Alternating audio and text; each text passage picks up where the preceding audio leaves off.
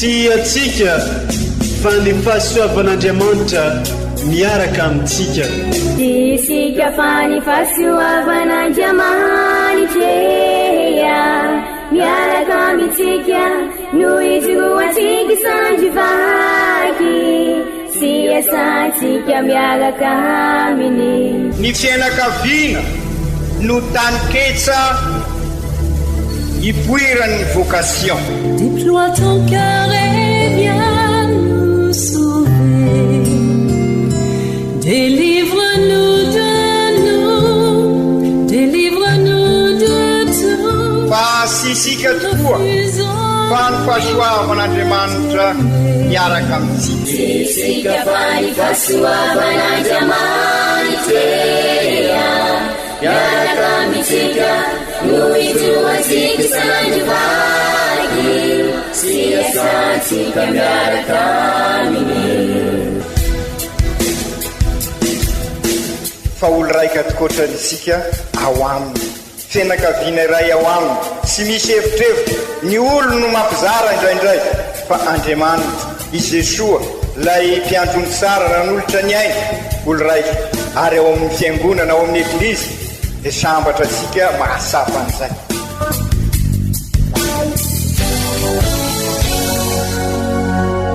Olo araiky atsika atambatry ny fanahy masina kamiray, olo araiky ao amin'ny Kristy. Fandaram-pampianarana iaranao amin'ny son excellence Monseigneur Benjamin Marc Caramarson eto amin'ny radio Fagnion.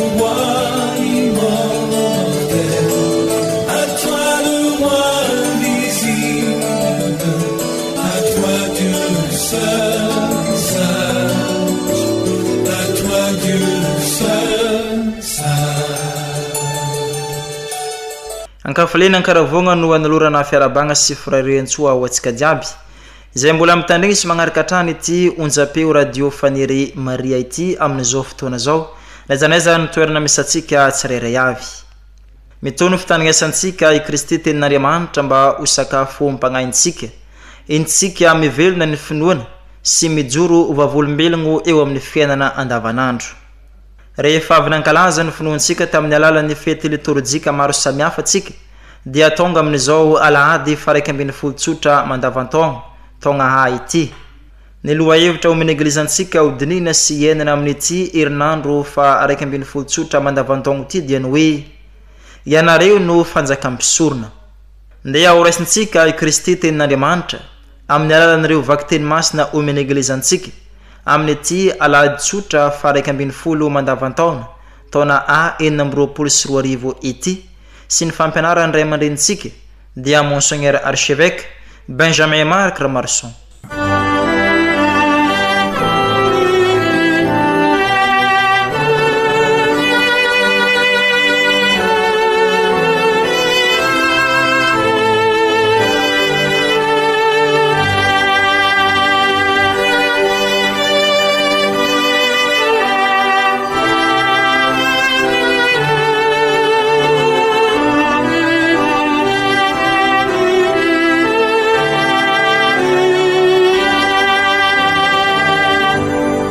Fankalazana ny tenin'Andriamanitra. Vaky teny masina voalohany. Boky Exode. Tamin'izany andro izany no nitonga tany amin'ny efitry Sinaia ny zanak'Israely dia nitoby tao anefitra tandrify ny tendrombohitra no notobiany Israely. Niakatra ho ao amin'Andriamanitra i Moizy dia nantsohy ny tompo tao antampony tendrombohitra ka nilazany hoe izao no lazainao amin'ny taranak'i Jakoba sy ambaranao amin'ny zanak'Israely. Hitanareo ny nataoko tamin'ny Egypta sy nitondrako anareo tamin'ny ela boromahery ary ny nitariako anareo ho aty amiko. Ko ankehitriny raha mihaino ny feoko ianareo sy mitandrina ny fanekeko dia ho vahoakako manokana eo amin'ny firenena rehetra satria ihany ny tany rehetra fa ianareo no fanjakam-pisorona sy firenena masina ho ahy. Izany ary ny teny ny tompo isaorana ny Andriamanitra.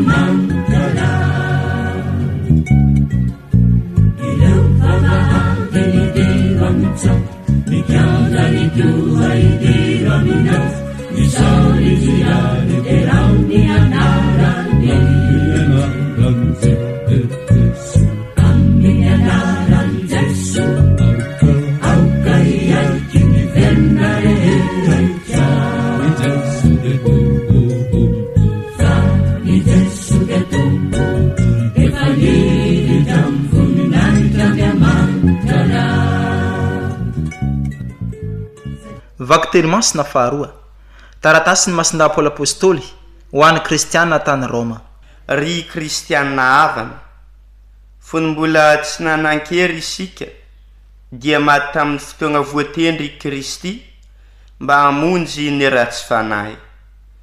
Saika tsy misy manaiky ho faty hamonjy ny olo-marina, ary angamba isy ihany sahy maty hamonjy ny manao soa. Fa izao kosa no naneho an'Andriamanitra ny fitiavany atsika, fony mbola mpanota isika no maty hamonjy atsika i Kristy. Koa mainka fa izao efa no hamarinina tamin'ny rano izao, dia tsy maintsy hafany amin'ny atezerana mihitsy. Satria raha fony mbola fahavalo aza isika nampihavanana tamin'Andriamanitra noho ny nahafatesany zanany, mainka fa raha efa nampihavanana dia tsy maintsy voavonjy noho ny fahavelomany tokoa. Tsy izany ihany koa fa isika dia mifaly amin'Andriamanitra amin'ny alalan'i Jesosy Kristy tompontsika, izay nahazoantsika ny fihavanana ankehitriny. Izany ary ny tenin'ny Tompo, isaorana ny Andriamanitra.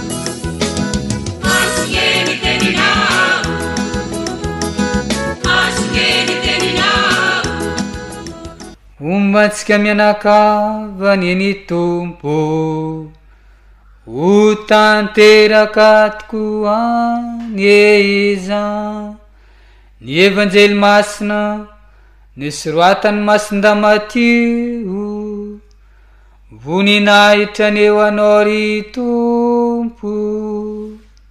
Tamin'ny zanandro zany i Jesua dia onena nahita ireto vahoaka be nijaly sy nafoy toy ny ondry tsy misy mpiandry. Dia hoy izy tamin'ny mpianany, ny vary ho jinjaina be fa ny mpijinja no vitsy, koa mianta amin'ny tompombary mba aniraka ny mpijinja amin'ny variny. Ary niantso ny mpianany 12 izy ka nanome azy fahefana androaka fanahy maloto sy anasitrana ny aretina mba amin'ny rofy rehetra. Ary reto no anaran'ny apôstôly 12. Ny voalohany dia Simona izay atao hoe Pierre, dia André ralainy, i Jakoba zanaky Zebede sy Joany ralainy, Filipo sy Bartelemy, Thomas sy Matio ilay publikana, Jakoba zanaky Alfe sy Tade, Simona ilay Kaneneana, ary Jodasy Iskariota ilay namadika azy. Ireo ny 12 izay nirahiny Jesua rehefa noafitra farany hoe aza manaraka ny lalana mankana amin'ny jentily ary aza miditra amin'ny tanànan'ny Samaritana, fa aleo mankana amin'ny ondry very amin'ny taranak'Israely. Ary raha mandeha ianareo mitoria hoe efa akaiky ny fanjakan'ny lanitra, sitranony marary, atsangany maty, diovy ny boka, roany demony. Nahazo memempoana ianareo koa manomeza memempoana.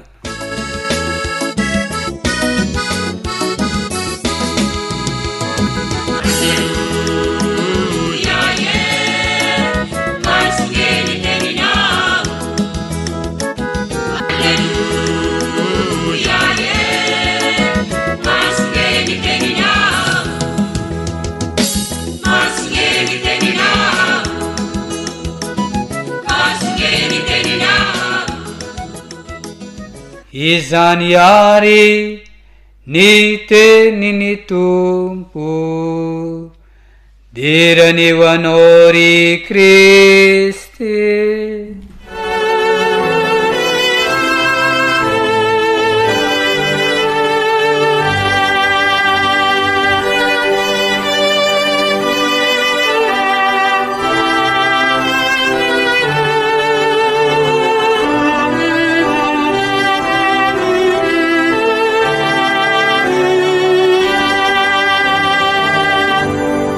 Ry kristianina ava malala manomboka ny mandavataona tokoa isika ka ny tenin'Andriamanitra rosiny eglizy mandritra izao mandavataona zao dia entina nampy isika tokoa andalina ny finoana mba hivahatra sara ao amin'ny Kristy isika ka ho kristianina tokoa, ho Kristy mpiarabelona amin'ny olona. Zany ny tanjon'izao synôda fa 7 fa indrindra ny fizanonana fa 4 iarahantsika miatrika izao ahatonga antsika ho eglizy olo velomin'ny batemy EOV miara-dalana mandray antanana iraina missionera zary tabernakla velona. Ry kristianina ava malala sy magagary raha mandinika ny tenin'Andriamanitra enitsika teo sika no masapa sara amin'izao fanomboan'ny vanim-potoana mandavataona aorin'ny Paka izao, fa mianso asika mitaona ansika andinika lalindalina koa mikasika ny vocation nireo tenin'Andriamanitra amin'izao alahady fa 12 mandavataona zao. Mety gaga isika maninona no vocation no teny ampiasaina fa sy nisy dikateny malagasy ve? Ny antony de sotra satria tsy fiantson'Andriamanitra fosiny ny resaka eto raha miresaka vocation fa sady anson'Andriamanitra no mametraka amin'ny tena toerany ihany koa ny valy avy amintsika ary ireo no manosika asika zany hoe ny anson'Andriamanitra sy ny valy avy amintsika no manosika asika anana fiainana mifanaraka amin'izay anson'Andriamanitra zay sy ny valy avy amintsika. Mazava ho azy hafa ny fiainan'ny voatokana ary hafa ny fiainan'ny mpanambady araka io voalaza io. Zay rehetra zay tokoa ary no fitambaran'izay no atao hoe vocation. Noho izany dia tokony ho sapasika fa fanomezana tahaka ny finoana ny vocation ka Andriamanitra mandrakariva ny tompon'ny fiantsoana ary raha miantso izy dia ny mba hatanteraka iraka iray ka io iraka io kosa dia miteraka andraikitra ho an'ireo voantso ka io no miandry valy avy amin'izay antsoana ka lay valy sy lay antso mifanozo no mitondra amin'ny tena fiainana ka izay tolagna izay antso valy fiainana no ataosika hoe vocation ary indrindra no resaka amin'ny alahady ity. Raha ny fidin'ny vahoaka n'Andriamanitra, Andriamanitra dia manana andraikitra mahapatriarika azy Abrahama. I Moizy kosa dia nanana ny azy ihany koa mahampitarika nampitondra vahoaka azy. Ao amin'ny testamenta vaovao no fidin'i Jesosy ny apôstôly mba natanteraka iraka dia ny fitoriana sy ny fampelezana ny vaovao mafaly ka izay indrindra amin'ny ireo zay nahasapa nandray an'izany anso zany ary namaly ary miezaka mivelona azy dia aoka ho sapan'izy ireo fa Andriamanitra no mianso. Izy ny tompon'ny fiantsoana, voninankahery sy anampy ary anona an'ireo zay nantsoina izy eo amin'ny fanatotosan'izy ireo ny asa ankinina aminy fa miankina be deaibe amin'ny reto farany kosa nefa izay valy izay ary indrindra ny fiainana mifanaraka amin'izay.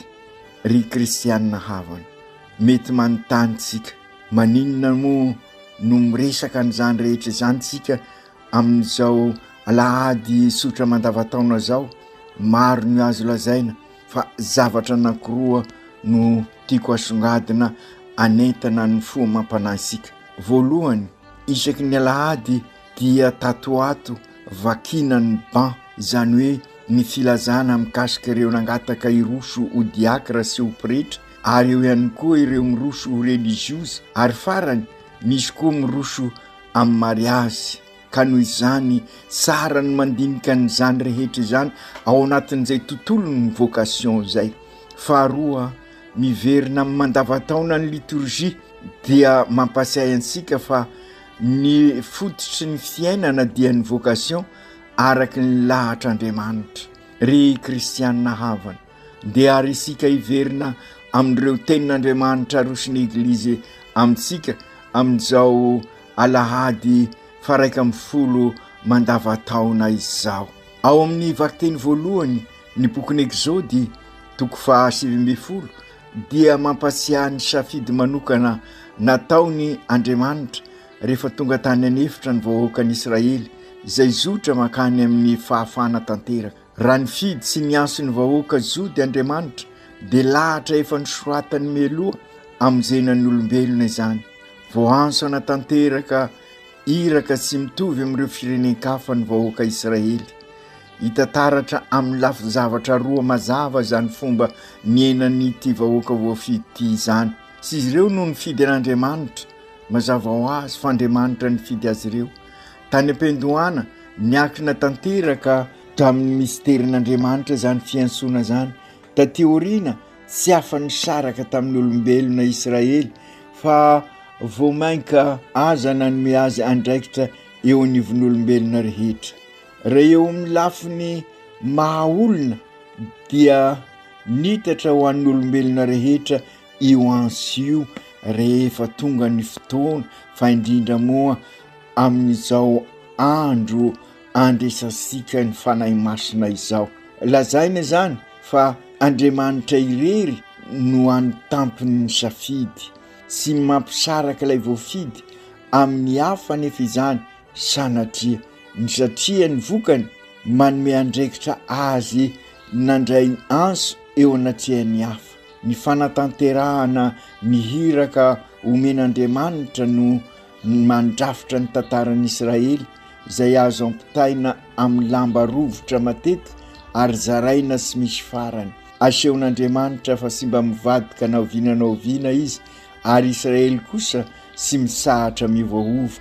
Nofidian'Andriamanitra isika ka tonga pino ary manjary rasambatan'ny Eglizy move ny tantarantsika amin'ny maha-kristianina vita batemy antsika sy mitovy amin'ny tantaran'i Israely izay betika mizotra amin'ny lala mahisy sy marina ary betika mivona sy miborika amin'ny lalan-diso ary dia hitasika izany amin'ny tantaran'ny firenensika. Ka izay indrindra amin'izao alahady sotra mandavataona faraika ambin'ny folo izao izay azo lazaina fa akatok'izao fikonan-doam-pirenena izao dia aoka isika samy andininy tena satria ny tantaram-piainan'ny tsirairay dia mifanozo amin'ny tantaran'ny vahoakan'i Israely ary indrindra ny tantaram-pirenensika ankehitriny dia sy mankaiza amin'io tantaran'i Israely io. Raha dinihana ny andalan'ny evanjely enitsika teo dia hitasika koa ny antsoin'i Jesosy ireo apôstôly 12 sy nanirany azy ireo. Mino aho fa na dia sy mandinika lalina ny lahasoratra raza isika dia atsapa ny fomba fiasa sy ny fomba fanaon'i Jesosy. Ity safidy nataon'i Jesosy ity manoloana ny mpianany ity dia tanteraka noho ny fahasapan'ny zavamisy.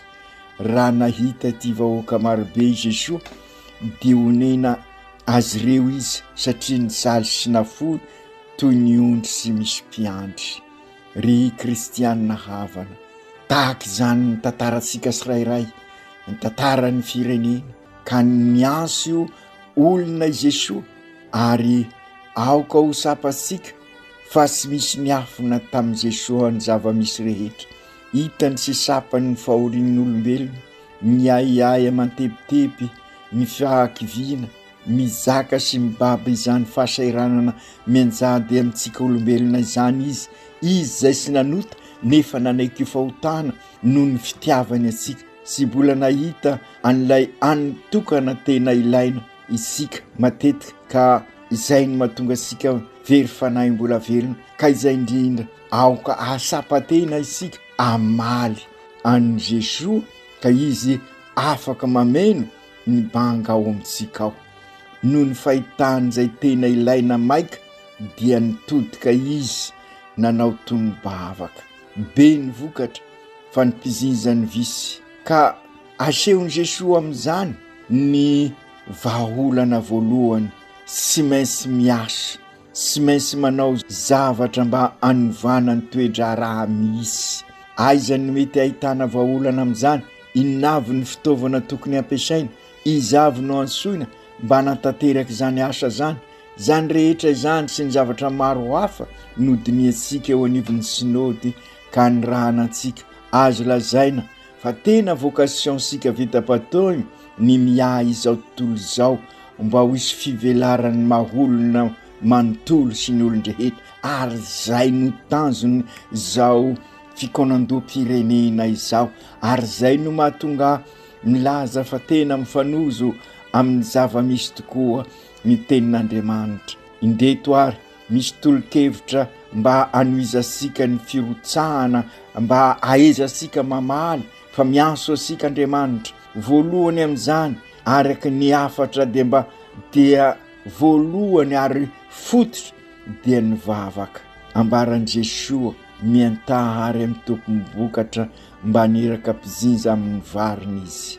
Azo sika oninary manomboka amin'izao matoy isika mivavaka ho an'ny vocation, ho an'ny fiantsoan'Andriamanitra araka ny mahazatra asika ary zay indrindra no ientanako ansika menakavy amin'izao imelohan'ny fikonan-doam-pirenena izao, anao vavaka totoafo ho an'ity firenensika ity.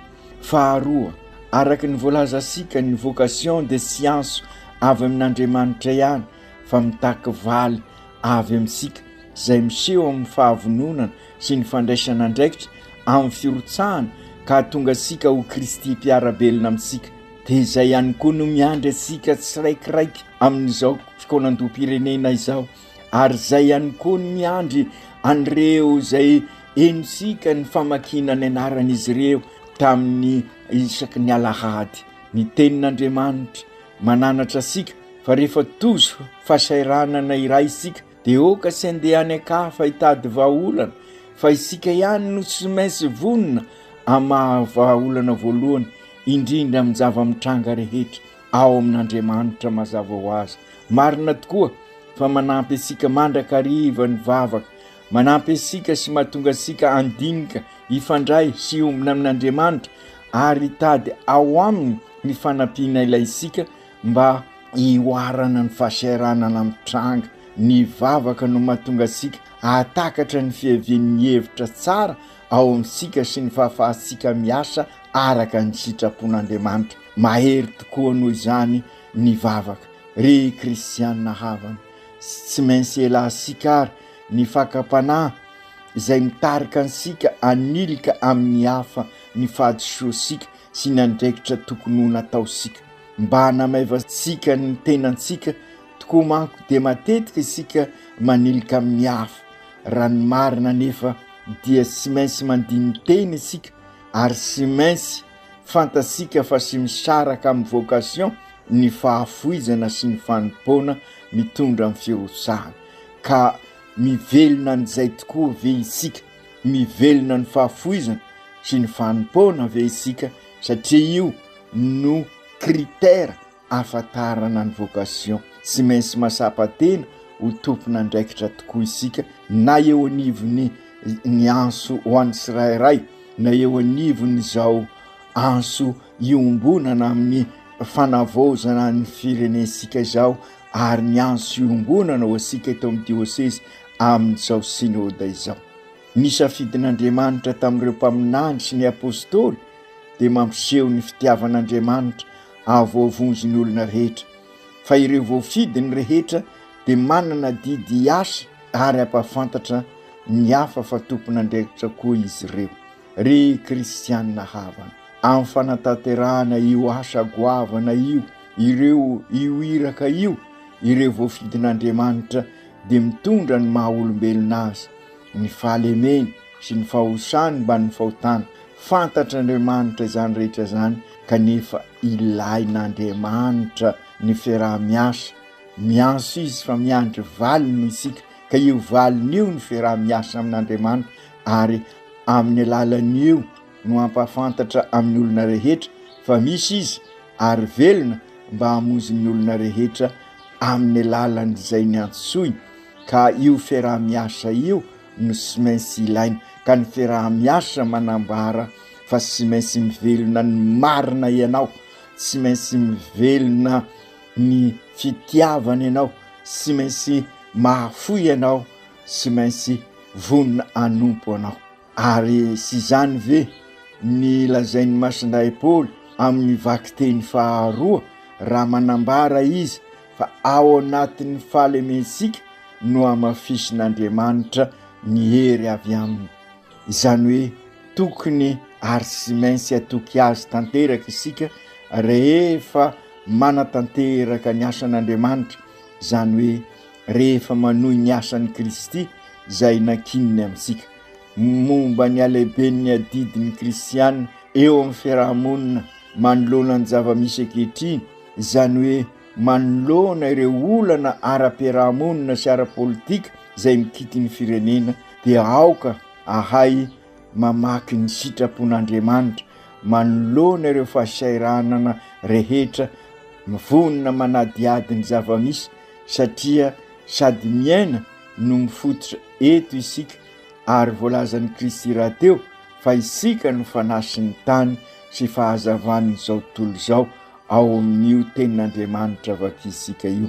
Noho izany ny kristianina tsirairay dia manana adidy hiasa ho an'ny tombosoan'ny mpiarabelona, hikasaka ny soa iombonana, hivelona hiaina ny fananana iombonana, ikazy sy anaza ny fananany ombonana, anova sy anasara ny fomba sy manjary, hiezaka ampiroborobo ny fiarahamonina sy anamasina azy ka hatonga ny fiarahamonina anjakan'ny rariny sy ny hisy ka mitondra amin'ny tena fiadanana marina. Re kristianina havana, rafitinina izay rehetra izay, ny vita batemy tsirairay avy dia olony boafidin'Andriamanitra, ansoin'Andriamanitra, manana didy sy andraikitra rehefa mamaly an'izay anson'Andriamanitra izay ka miasa amin'ny famonjenany tenany sy ny hafa, satria tsy misy afaka mamonjy ny tenany samirery fa famonjena iombonana ny ao amin'ny anson'Andriamanitra, ka amin'ny alalan'ny fahavononana ivelona anahaka ny Kristy, ka noho izany manohy ny asan'ny Kristy eo anivon'ny Eglizy sy ny firenena, zany hoe manao ny marina mampanjaka ny rariny sy ny hisiny mikasaka ny soa iombonana ary manaza ny fananana iombonana.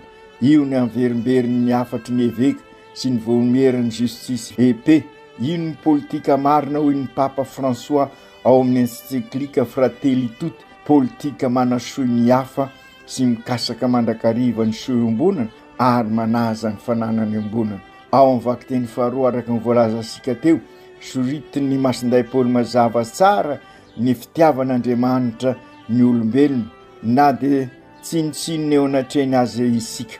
Tian'Andriamanitra isika ary mba anehoany izany fitiavany izany hoy ny Masinday Paoly dia ny rainy zanany ilay tokana mba ho antoky ny famonjenantsika. Raha niena teto anivosika ary Jesoa dia niezaka nova ny maha olombelona mpanota sika, ahatonga sika ho vahoaka ampisorona, ho fianakavimben'Andriamanitra, olo raika ao aminy. Ka noho izany aoka ho sapatsika izay evocation sika olombelona izay, ary indrindra sika izay nandray ny bateny ary zany ny fampelezana ny vaovao mahafaly ary fanitarana ny fanjakan'Andriamanitra. Tokony aseho sika miariary ho hitan'olon-drehetra ny arena sy ny fahasoavany nomen'Andriamanitra isika. Isika tsirairay avy tokoa manko dia samy manana ny talentany, ny fanomezam-pahasoavana manokana, ka tsy maintsy ho vonona ahafoy hiasa ho an'ny Kristy arakaraka izay mety ho vitany.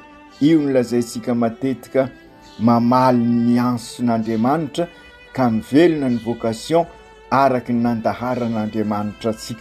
Ka izay indrindra raha ny vocation sika olombelona hatramin'ny voalohany, raha nahary asika Andriamanitra hitovy endrika aminy ka nametraka sika tao amin'ny sany Edena, dia ny rainy isika hiambina azy sy karakara azy, anjaka fa sy anjakazaka. Ka izay indrindra okoresika ho vocation iombonantsika ny fikarakarana ny tranobe iombonana izay efa robaka amin'izao fotoana izao, ary nanome ohatra ho asika i Kristy ao amin'ny evanjely momba io fitiavana tokana ananasika io ka ivelomansika izay vocation hatramin'ny naharinantsika izay. Ary io no lazain'ny Masinday Paoly hoe na iza ao amin'ny Kristy dia zavaboary vaovao izy, ka lasa ny zavatra taloha fa indro tonga vaovao ny zavadrehetra. Ary hitasika ary zany amin'ny alalan'ny tenin'Andriamanitra amin'izao alahady sotra faraika amby folo izao, ny vocation sika raha miatrika an'ity fikaonandoha-pirenena ity sika, ary amin'izao fanatanterahasika ny sinoda fa fito fizanonana faefana fandraisana tanana izao. Namitra-pihavanana tamintsika Andriamanitra tamin'ny nahafatesany Jesosy zanany, ka tonga fianakaviana iray isika Fratelli Tutti, olo raika aminy sika ziaby. Noho isika fianakaviana raika aminy dia zary Kristy mpiarabelona, ka afaka manohy ny asa fitoriana ny vaovao mafaly na iza lesika na amin'ny fotoana inona na sy amin'ny fotoana. Ny rany Kristy na amin'izeny ansika nafoino sika ny aina, isika ihany koa noho izany aoka ho vonona afoy anompo ary zay ny vocation sika. Ary samy manao an'izay sika dia manarina ndray ny tranobe iombonana efa robaka, ary dia ho tanteraka tokoa amin'izao fankalazasika ny fety-pirenena zao, ny hira-pirenena hiada-pinaritra i Madagasikara ary dia androso ary isika koa androso amin'ny tena fivelarana marina sy ny fivelarana maholona manontolo sy ny olon-drehetra ka hametraka rafitra ahafahasika ahita izany fivelarana voalaza asika izany. Re kristianina havana aokary ho raisika ho torolalana ansika ny afatrafatra nomeny Kristy an'ireo apôstôly mba hahafahan'izy ireo manantanteraka ny hiraka nampanaovina azy. Oka isika ho tahaka ireo apôstôly 12 fa nahazo anso avy amin'ny Kristy izy ireo. Sambatra isika masapy izany ka ino samy mamaly isika ny anyty ka irainy itorony vaovao mafaly sy amin'ny resaka fosiny na amin'ny teny satria fantatra isika ny teny manaitra fa ny atao no mahasarika ka asehoy amin'ny fiainansika izay vocation sika sirairaika izay. Ny ray natoan'ny Moïse ny apôstôly mba hanambara amin'ireo olona sy manan-kantenaina sy mivadibadika fa misy Andriamanitra ary sy Andriamanitra lavitra ny Andriamanitra sika fa Andriamanitra miara-dalana aminsika. Izany no miseho ary irisika ivelomansika amin'izao fikonandoam-pirenena izao ary amin'izao sinôda izao. Miara-dalana aminsika tokoa Andriamanitra ka aokary na dia eo ireo krizy maro mikika isika vonona isika ao anatin'ny fahaizana manompo amin'ny alalan'ny fahafoizana anarina ny tranobe iombonana. Indraindray misy kristianina diso feverana fa hoe mitovy daholo rehefa mety ho fiantsoan'Andriamanitra. Raha ny marina kokoa ny vocation izany hoe sy hain'izy ireo ny manavaka ny anso ho an'ny arena mandalo eto tany sy ny vocation ho an'ny fahasambarana nan-danitra. Ny olombelona tokoa manko amin'ny maha olombelona azy dia mikasaka mandrakariva ny voninahitra sy ny hery ary ny fahefana mba ny vola mankarena. Ka mampasiahy isika ny tenin'Andriamanitra androany fa ny anso ny vocation dia ao amin'Andriamanitra ka raha amin'Andriamanitra ny vocation dia mazava ho azy fa ny marina sy ny mahisy ary ny mandrosotra ny lainga sy ny fitapitaka sy ny fiasaram-belasi no lalana mitondra antsika amin'izay vocation izay ka sy onina amin'ny fikasana ny voninahitra araka ny fomba n'izao tontolo izao fa irosaka ho vonona amin'ny fanimpona ary vonona afoy ka mitondra ny anjara azy fizaliana isan'andro mba hanoizana ny asan'ny Kristy araka izay miantsoan'Andriamanitra asika. Ampisehivin'ny masinday Paoly fa tia ansika Andriamanitra, maty ho ansika Kristy, mitondra ny fahotansika izy ka isika vita batemy ny tompona andraikitra amin'ny famozena ny tenantsika sy ny famozena ny hafa raha manantanteraka ampitiavana sy ampahafizatena ny adidy maha-olo-pirenenantsika sady manana an'izay fahavononana hanompo izay ka mivelona tahaka ny Kristy isika. Mangatahary amin'ny tompo mandritra izao eukaristia masina izao mba nomezany antsika mandrakariva ny fahasoavana. Atakarantsika ny adidy sy ny andraikitra tsy maintsy ho totosaisika amin'ny maha-olom-boafidin'Andriamanitra asika ahatonga asika ho tena kristianina mivelona an'izay maha-kristianina asika izay satria araky ny fantatritsika mitondra ny anaran'ny Kristy ny sika amin'izany satria ny teny hoe kristianina dia avy amin'ny Kristy ary ho vavolombelona eo anatrehan'ny hafa isika ho Kristy mpiarabelona amin'ny olona tokoa ny isika. Masiny Maria reny ny mpianatry Kristy reny ny apôstôly mivavaha mba haivelona ny vocationay tokoa izahay araky ny anjara toerana misy anay ka zary tabernakla velona. Masin'izay Josefo ray mpitaiza an'i Jesoa ianao kampio ny ray mpianakaviana rehetra mba hay anabe sy hitaiza sy tarimo ireo zanany ka haivelona ny vocationny ny antsoina azy tsiraikiraiky. Aoko tanteraka izany amin'ny anaran'ny Ray sy ny Zanaka sy ny Fanahy Masina. Amen.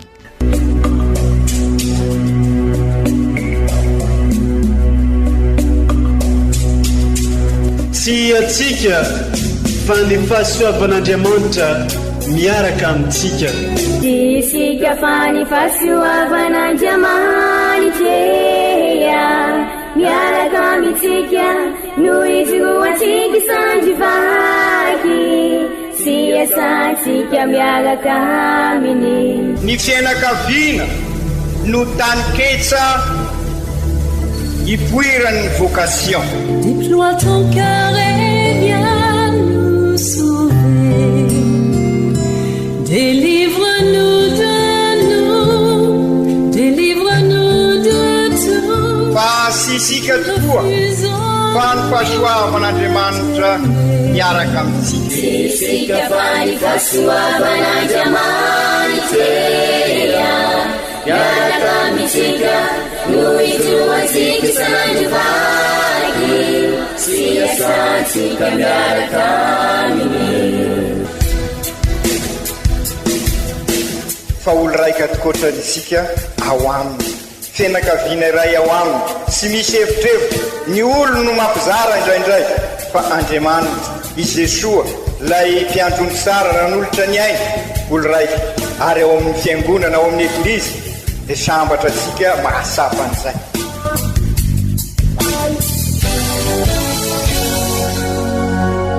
olo araiky atsika atambatry ny fanahy masina kamiray olo araiky ao amin'ny Kristy. Fandaram-pampianarana iarano amin'ny son excellence Monseigneur Benjamin Marc Caramarson eto amin'ny radio Fania.